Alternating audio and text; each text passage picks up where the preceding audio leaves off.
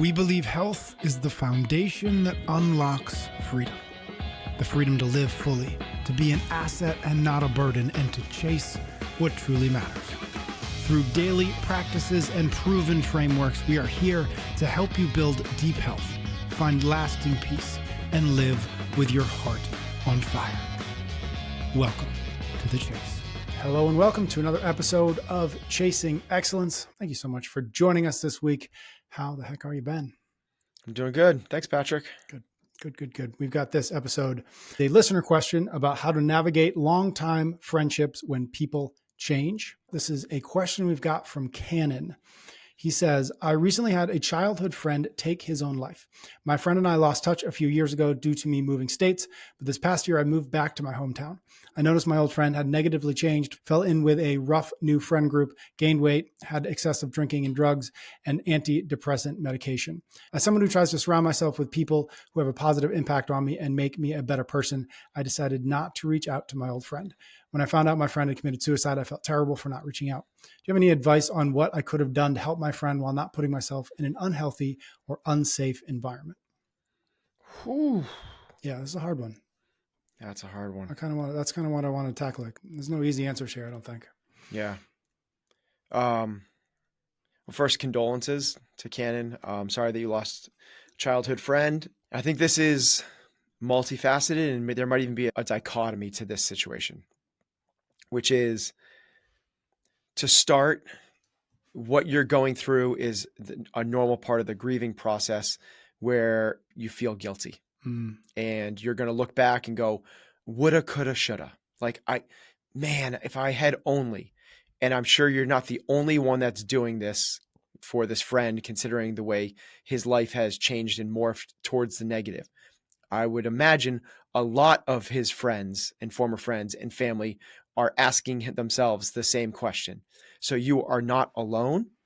When someone loses their life to addiction or unhealthy behaviors, whatever that might be, the violence or gangs, or the people that care about them are going to ask themselves that question.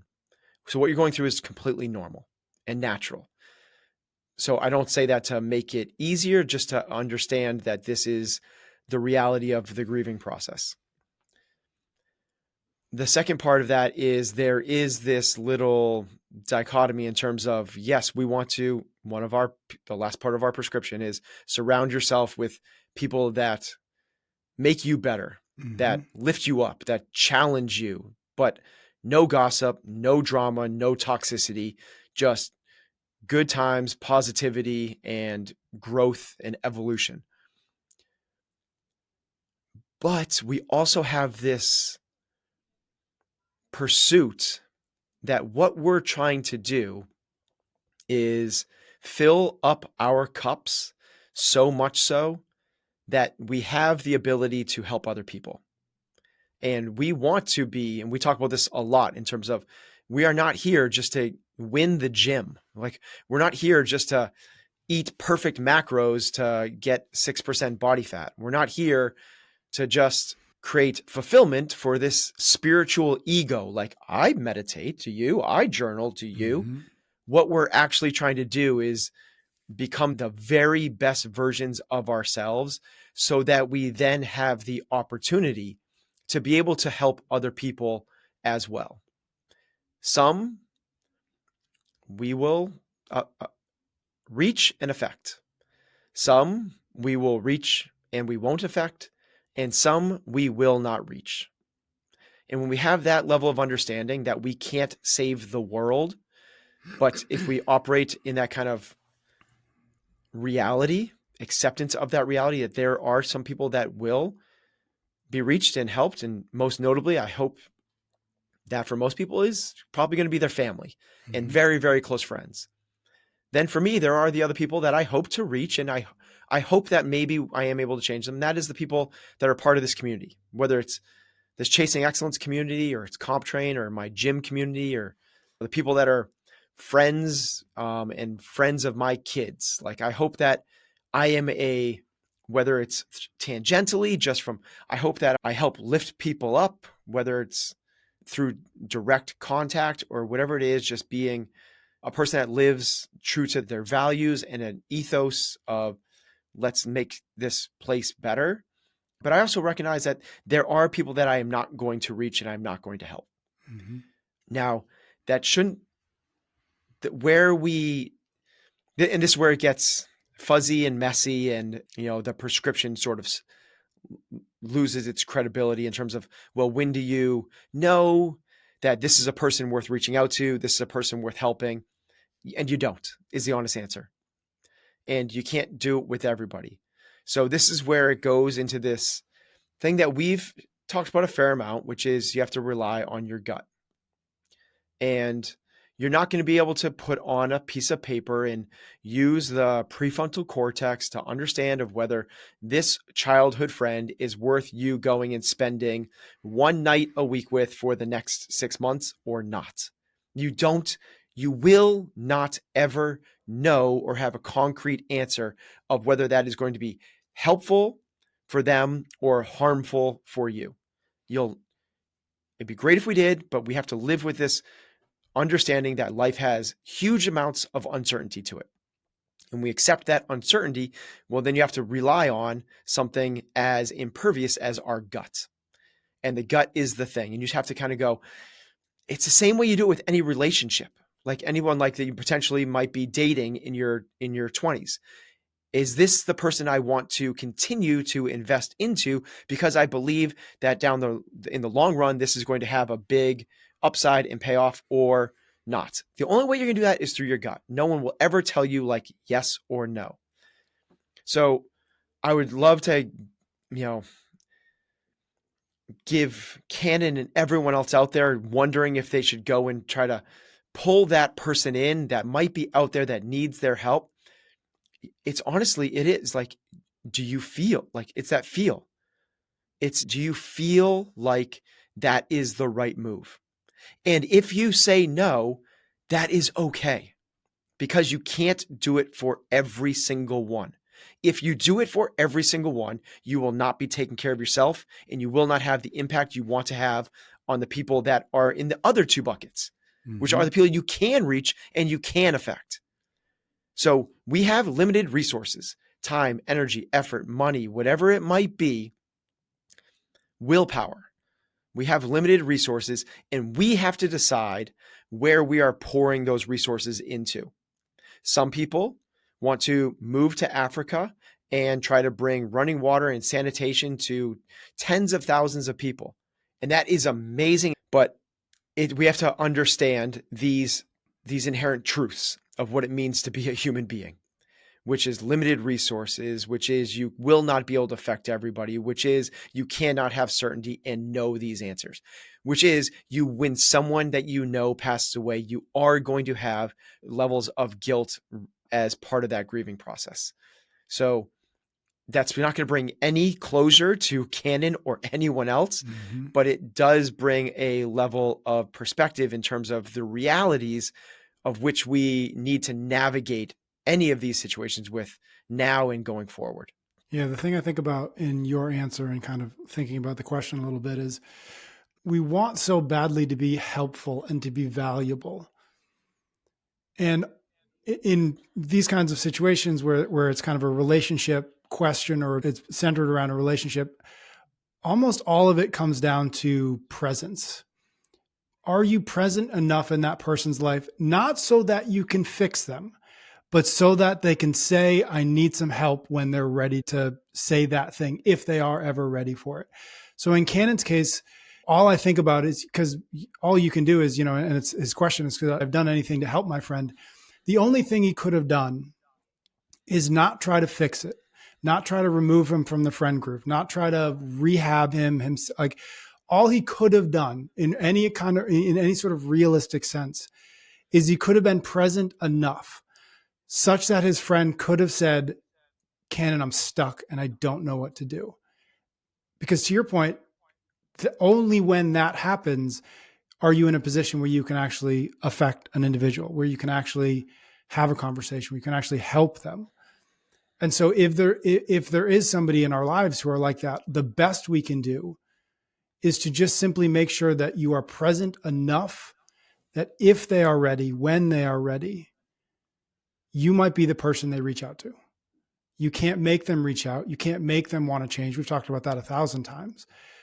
But you might be able to remind them that if they need you, I'm here. And that might be the best we can do for 99% of the people in our lives. I'm here. If you need me, I'm happy to talk. I'm happy to listen. If I can help you, I'm here for it. But beyond that, anything beyond that, the belief, the false belief that we have is that it's our job to fix people, that we can ever understand what his friend was going through. Cannon couldn't understand what his friend was going through. It's impossible. All he could have done was be present enough that maybe a phone call or a text would have said, hey, and maybe that would have happened before the decision that ultimately was happened. But any more than that is unrealistic. And it's not helpful to believe that our jobs are to fix people who we believe need fixing. Let's pause to say thanks to a few sponsors, and we'll be right back to the conversation. We're sponsored this time around by Shopify, the ultimate business partner that ensures you never have to face entrepreneurship alone. Start your supported business journey today at shopify.com/excellence for just $1 a month. You know that feeling when you're starting something new and suddenly you're wearing all the hats: CEO, designer, marketing expert, shipping department, customer service, dog walker, all at once. It can be overwhelming, like you're juggling way too many roles with way too few hands. That's exactly why Shopify exists, to be a partner that helps you wear all of those hats with confidence. Their platform handles everything from beautiful store design with customizable templates to powerful AI tools that write product description and enhance your photos. Think of Shopify as your expert team member who manages your inventory, handles international shipping logistics, processes returns, and even helps you create engaging marketing campaigns. Remember, going into business for yourself doesn't mean you have to do it all by yourself. Visit shopify.com/excellence and get started for just $1 per month. We're sponsored this time around by Thrive Market, the online marketplace that's revolutionizing how health-conscious families shop for groceries. Visit thrivemarket.com/excellence to get 30% off your first order plus a free $60 gift. Let me tell you, as someone who cares deeply about what goes into my family's bodies, that sounds weird. It sounds weirder than it should have. I care deeply about what they eat, what we eat. Discovering Thrive Market has been a total game changer. Every single product they offer is 100% non-GMO, and they've curated the best selection of trusted family-friendly brands all in one convenient place. What I love most is how they've simplified healthy shopping. Their smart cart feature actually learns what your family needs and suggests products that align with your dietary preferences. And when you download their app, you get access to their incredible Healthy Swaps scanner, which helps you find cleaner, better alternatives to your regular grocery items with just one scan. So start your healthy shopping journey today at thrivemarket.com/excellence and claim that 30% discount, plus get yourself a $60 gift for free. You know, I find myself in that situation a fair amount where people are, you know, I've dedicated my entire adult life to health and nutrition and fitness. And it's a big conversation at cocktail parties or get-togethers. People talk about it a lot. And I find myself not wanting to engage in those conversations. I think for that reason is I don't want to try to change you or do anything else. And one of the biggest reasons I think is that I know I haven't put in the time to be present with that person, to understand them truly enough. And I'm cool to sit on the sidelines and just listen to the conversations. And even when they reach out and even when they ask, sometimes I'll give them my take on things. But to your point, and this is the big one, like, I think that Cannon's big thing is like, I made a conscious decision not to go to that person because I deemed his lifestyle toxic, and I want to surround myself with people that lift me up. And if I put myself in that environment, I know that would have been negative. I respect that decision. I think that is a brave thing to do. And that's what I'm saying is you don't have to have the responsibility to go there and even be present. Mm-hmm. It's not our responsibilities. And that might sound like as a person that is out there trying to change the world and make it a better place, I also understand where to put the effort. And it's not everywhere. Mm-hmm. It is not everywhere. Now, if you had told me that this friend was your best friend, and this friend was reaching out to you and texting you and asking you Mm-hmm. if you could talk every third day, and if they could, different conversation, right? Because the other part that you know about me is I want to lean into the people that are raising their hand. Yep. I don't want to convince anybody to come and listen to this show. That's not what we do. That's not what I find fulfillment in. But the people that are here and the people that walk through my gym door, I see them as people that are raising their hand saying like, I want help. And it's not help like I'm lost, I don't know what to do. Yep. It's like, coach me. I want that. I want you to be my coach. Yeah. It's saying I'm ready to change. I'm ready. Exactly. They walk through the door. They've done their job. If this person that is struggling reaches out and goes, hey, Cannon, hey, Ben, I'd love to chat. I'm going through a tough time. If we push that away, that's a different level of decision making. Very, very different than I moved back to my hometown. I heard that this guy that I grew up with, that I was friends with in middle school, and we used to go and have some beers on the railroad tracks, and but I haven't talked to him in 15 years, and I heard he went on this other group, and I haven't seen him. I've been back in town for 3 years, still haven't seen him yet, and I wonder if I should reach out to him. Different conversation than somebody raising their hand. Once they raise their hand, that's where I feel like I have a responsibility. That is where somebody at the cocktail party afterwards goes, hey, I could use your help. Mm-hmm. Hey, I'm struggling at home. I don't feel good about my health. I feel like I don't have the energy to invest in my family. Boom. Like then it's game on. Coach mode. Let's go.